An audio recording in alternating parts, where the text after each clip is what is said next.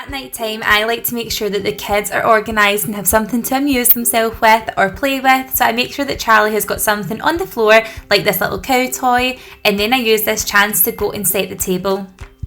I think it's so important to spend your time together as a family eating your meal. We did this in our house when I was little, so I think it's something I would like to have with our kids, to make sure we spend some family time together through our hectic lives. It's just that one time of the day we can all come together and chat and catch up on each other's day.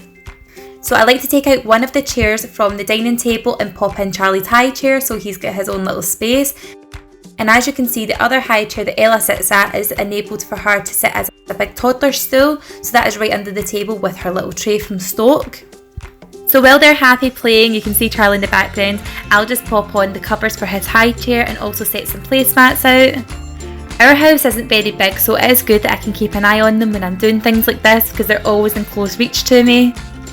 Just to make sure he's okay because he had a bit of a wobble, I'm just going to give Charlie a little snack to snack on and keep him happy. Good to go. Right, next I will get on with making some dinner, which tonight we're just going to have this little pasta dish. It's just like a tortellini and some sauce, nothing crazy, nothing special. We've had a really busy day, so this is a really easy go-to dinner. I also boil the kettle as well and then pop one of Charlie's purees into a mug just so that can heat up while the rest of the dinner is cooking. Just trying to do as many things at the one time as I can, just to multitask and make my night a little bit easier. Ella has taken control of the remote and she is trying to switch the channel on the TV, so I'll just come in and make sure she's alright. And then I just like to get all the drinks sorted, so I'll pour the kids' water into their cups and get Fraser and I's water ready for the table. I absolutely love this huge big water bottle that I picked up in Poundland. If you watch my Poundland haul, you'll have seen it.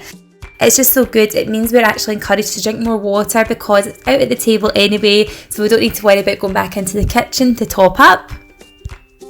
Then I like to set these all out at the table and juggle as much as I can back and forward till the table is all set up and ready for everyone to come and sit and have our meal. I know Ella is getting quite big, but I always like to put a bib on her, and I love this one because it's really big and it means our clothes don't get spoiled.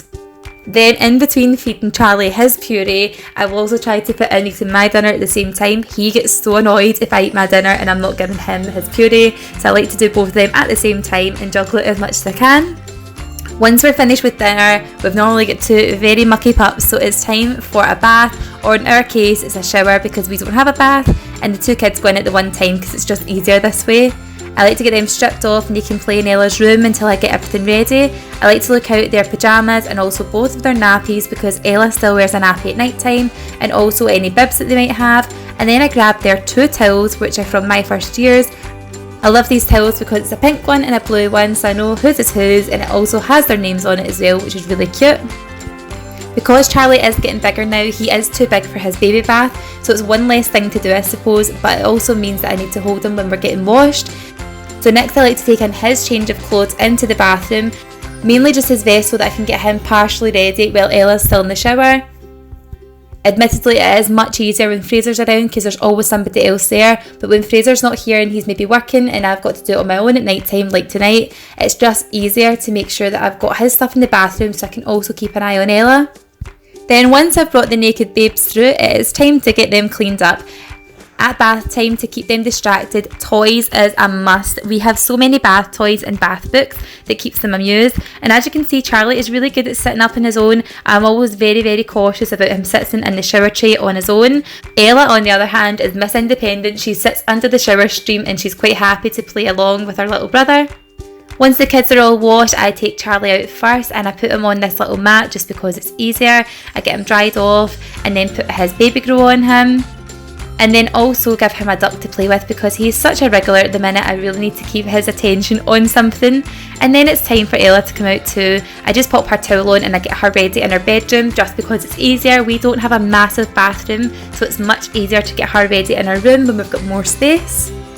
Then I finish up getting Charlie ready because at the minute he just has a vest on, so then we get some pyjamas on him, and Ella's all ready for bed. She is in her new pyjamas and she also wants her slippers on too, and more often than not she'll put her dressing gown on as well because she is absolutely obsessed with it. Then it is time to go and get Ella's hair dried. We like to brush it through first and then give it a dry off. There's no way we'd send her to bed with wet hair. It's just, it's not good for her, and it's also not good for their mattress either. Having any dampness in their room just means that you can end up with damp spores in their mattresses, which is not good for anybody. So we dry her hair thoroughly before she goes to bed. And we don't actually tend to put it into any particular shape. Her hair's so good that it just looks as if she's had a big bouncy blow dry because it's kind of wavy and curly. I am so jealous. Once the kids are all bathed and ready in pyjamas, it's always time for a nice warm bottle before bedtime. Ella still loves a bottle before bed. It just means that she knows it's time to go for a sleep. It also makes her really sleepy as well. She just loves a warm bottle of milk, and so does Charlie. And now that Mr. Charlie has got teeth, he gets his toothbrush before bed now as well. He has got 4 teeth, 2 at the top and 2 at the bottom. So it's time to brush your teeth, and I also give Ella the toothbrush while I'm doing Charlie's, just because she likes to try and do her own teeth. As I've said before, she is Miss Independent. And tonight we are going to go and choose a book up in Charlie's room. Ella decided to go for the Gruffalo. I swear I think I know this book off by heart by now.